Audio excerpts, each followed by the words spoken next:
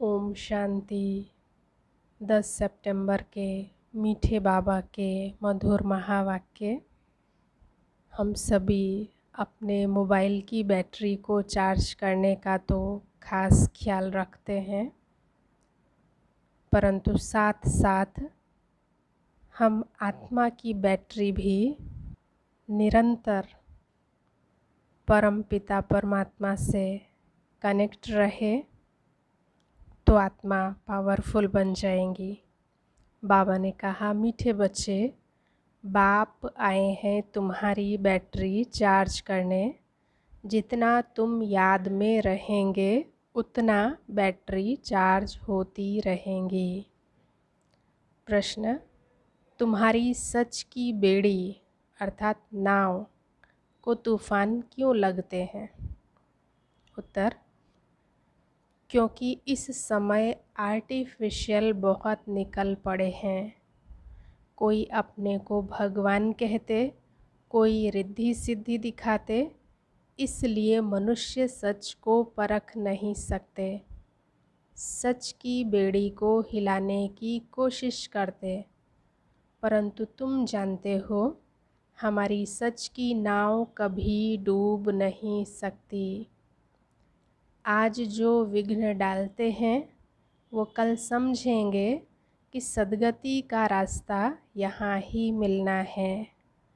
सबके लिए यह एक ही हट्टी है।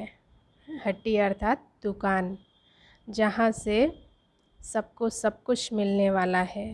जो कहीं नहीं मिलेगा वो यहाँ मिलेगा।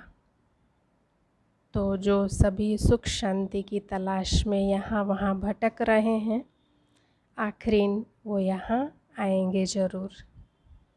धारणा के लिए मुख्य सार, सर्व गुणों से अपना श्रृंगार करना है, कभी किसी को दुख नहीं देना है, सबको सुख का रास्ता बताना है।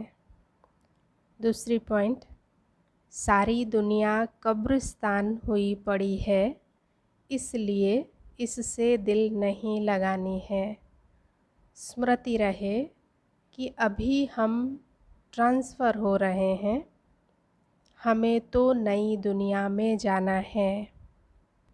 वरदान, प्रवृत्ति में रहते मेरेपन का त्याग करने वाले सच्चे ट्रस्टी मायाजीत भव।